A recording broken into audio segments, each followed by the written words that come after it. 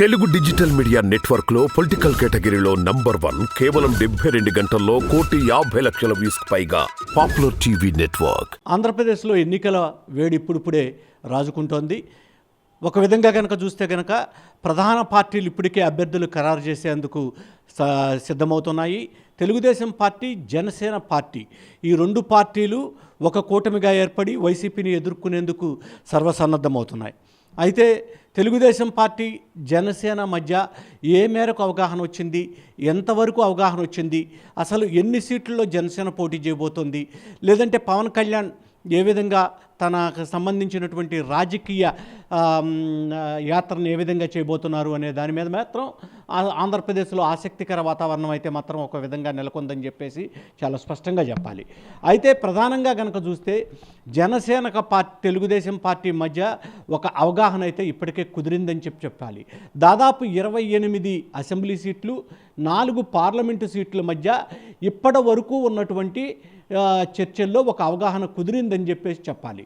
ఎందుకంటే ఇప్పటికే తెలుగుదేశం పార్టీ అధినేత చంద్రబాబు నాయుడు, అదేవిధంగా జనసేన పార్టీ అధినేత పవన్ కళ్యాణ్ ఇరువురు 3 సార్లు భేటీ కావడం జరిగింది.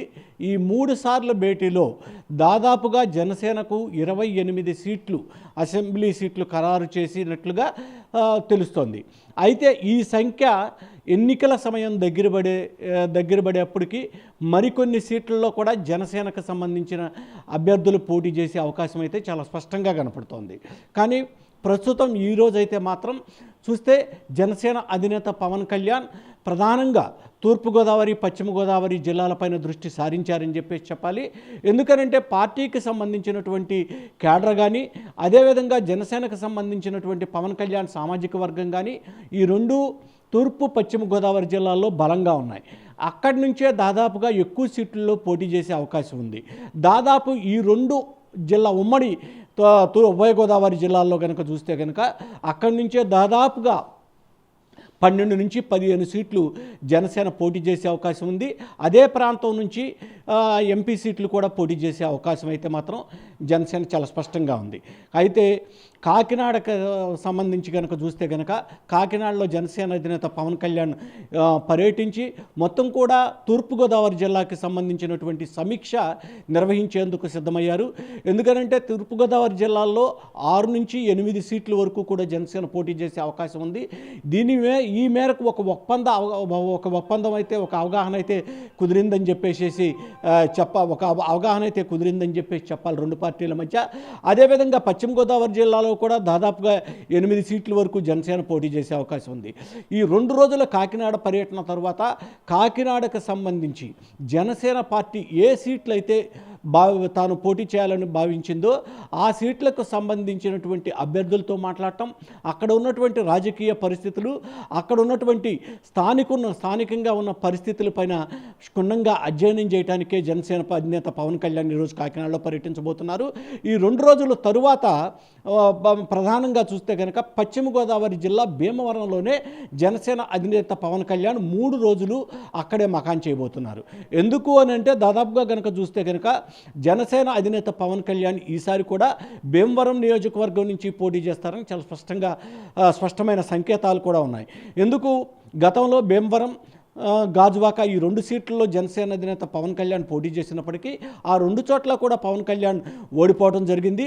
కానీ ఈసారి తెలుగుదేశం జనసేన పొత్తులో భీమవరం సీట్ నుంచే జనసేన అధినేత పవన్ కళ్యాణ్ పోటీ చేయాలని నిర్ణయించుకున్నారు. ఈ నేపథ్యంలోనే భీమవరం ప్రాంతంలో ఆయన మకాన్ చేసి దాదాపు పశ్చిమ గోదావరి జిల్లాలో కూడా ఏ సీట్లు పోటీ చేయాలి అని చెప్పేసి ఒక నిర్ణయానికి వచ్చారు. ఆ నిర్ణయానికి వచ్చిన సీట్లలో అయితే మాత్రం పూర్తి స్థాయిలో కసరత్తు అయితే మాత్రం పవన్ కళ్యాణ్ చేయబోతున్నారు.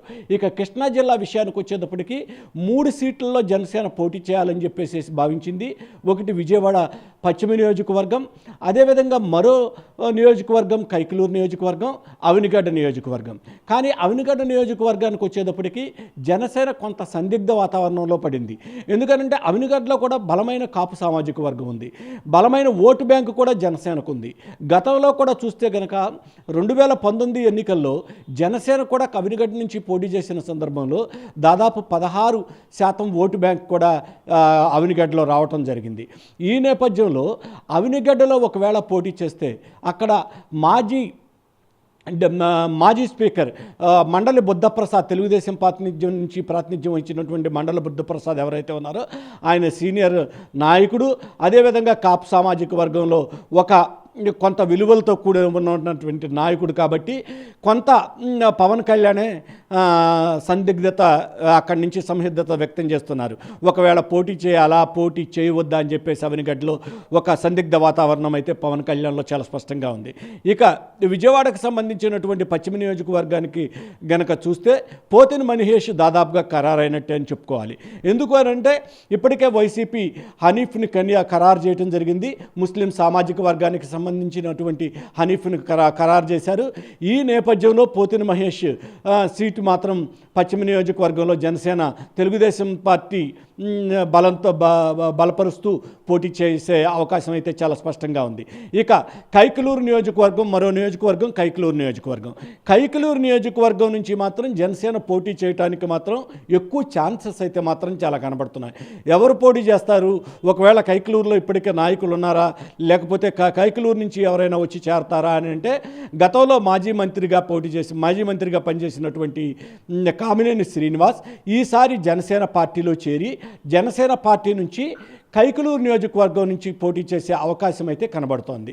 ఈ విధంగా జనసేన పార్టీ ఏదైతే ఇప్పటికి జరిగిన ఒప్పందం మేరకు 28 సీట్లు, 4 పార్లమెంటు సీట్లు, ఈ 4 పార్లమెంటు సీట్ల మీద తీవ్రమైనటువంటి కసరత్తు జనసేన పార్టీ అధినేత పవన్ కళ్యాణ్ చేస్తూ ఉన్నారని చాలా స్పష్టంగా చెప్పవచ్చు. అయితే ఈ 28 సీట్లే కాకుండా 4 పార్లమెంటు సీట్లు కూడా ఇటు గోదావరి జిల్లాలకు సంబంధించి అటు విశాఖ, విజయనగరం, శ్రీకాకుళం ప్రాంతం నుంచి కూడా జనసేన పోటీ చేసే అవకాశం ఉంది. ఇక నరసాపురం నియోజకవర్గం, పార్లమెంట్ నియోజకవర్గాన్ని పరిశీలిస్తే ఇప్పటికే అక్కడి నుంచి రఘురామకృష్ణరాజు వైసీపీ తరపున అభ్యర్థిగా ఉన్నారు. అయితే గత 4 సంవత్సరాలుగా రఘురామకృష్ణరాజు వైసీపీ పార్టీకి దూరంగా ఉండటం, వైసీపీ మీద తిరుగుబాటు బావుట ఎగరవేయటంతో ఈ నేపథ్యంలో రఘురామకృష్ణరాజు జనసేన పార్టీ నుంచి నరసాపురం నియోజకవర్గం నుంచి బరిలోకి దిగవచ్చని చెప్పేసి సంకేతాలు అందుతున్నాయి. ఈ నేపథ్యంలో గనక ఓవరాల్గా జనసేనకు సంబంధించినటువంటి వ్యూ గనక చూస్తే గనక జనసేన పార్టీ దాదాపుగా ఎక్కడైతే తాను పోటీ చేయదలుచుకుందో ఆ పోటీ చేసే ప్రతి నియోజకవర్గం మీద పూర్తి స్థాయిలో, బూత్ స్థాయిలో మొత్తం కూడా ఆ పార్టీ సన్నద్ధమవుతోంది. ఆ పార్టీ సన్నద్ధం అవడమే కాకుండా అక్కడ ఉన్నటువంటి దాదాపుగా ఎవరైతే 28 మంది అభ్యర్థులకి ఇప్పటికే పవన్ కళ్యాణ్ కొంత సంకేతాలు కూడా ఇచ్చినట్లుగా తెలుస్తోంది. ఈ అభ్యర్థులు ఎవరైతే ఉన్నారో, జనసేన తరపున పోటీ చేసే అభ్యర్థులు ఎవరైతే ఉన్నారో వారందరూ కూడా బలమైనటువంటి స్థానాల నుంచే పోటీ చేసే అవకాశం ఉంది. అక్కడ అయితే మాత్రం కొంత బలమైన సీట్లలో పోటీ చేసినప్పటికీ కూడా తెలుగుదేశం పార్టీ కూడా ఒక స్పష్టమైన సంకేతం ఇచ్చింది. ఏదైతే జనసేన పార్టీ పోటీ చేయబోతుందో ఆ పోటీ చేయబోయే నియోజకవర్గాల్లో తెలుగుదేశం పార్టీ నాయకులు త్యాగాలకు సిద్ధం కావాలి. వారికి అలా త్యాగాలకు సిద్ధమైనటువంటి నాయకులకి పార్టీ అధికారంలోకి వచ్చిన తర్వాత ఎమ్మెల్సీ కానీ మరేదైనా నామినేటెడ్ పదవులు కానీ చైర్మన్ పదవులు కానీ ఇస్తామని చెప్పేసి కూడా తెలుగుదేశం పార్టీ ఇప్పటికే కొంతమంది అభ్యర్థులకైతే సంకేతాలు పంపడం జరిగింది. ఈ నేపథ్యంలో కనుక చూస్తే కనుక జనసేన తెలుగుదేశం పార్టీల మధ్య, ఈ 2 పార్టీల మధ్య ఆంధ్రప్రదేశ్లో అయితే మాత్రం ఒక స్పష్టమైన అవగాహనకు వచ్చినట్లయితే మాత్రం చెప్పొచ్చు. ఒక స్పష్టమైనటువంటి అవగాహనకు రావడంతో ఈ 2 పార్టీలు కూడా ఒక విధంగా చెప్పాలంటే ఎన్నికల వాతావరణంలో ముందుకు వెళ్ళబోతున్నాయని అది మనకు స్పష్టంగా అర్థమవుతోంది. రాబోయే 5 రోజుల్లో జనసేన అధినేత పవన్ కళ్యాణ్ తూర్పుగోదావరి, అదేవిధంగా పశ్చిమ గోదావరి, ఈ 2 జిల్లాలపైనే పూర్తి స్థాయిలో దృష్టి కేంద్రీకరించి మొత్తం కూడా తన ఎన్నికల పోరాటానికి సిద్ధమవుతున్నారని చాలా స్పష్టంగా చెప్పవచ్చు అని చెప్పేసి చెప్పవచ్చు. కెమెరామెన్ కిరణ్తో దామోదర్, విజయవాడ నుంచి.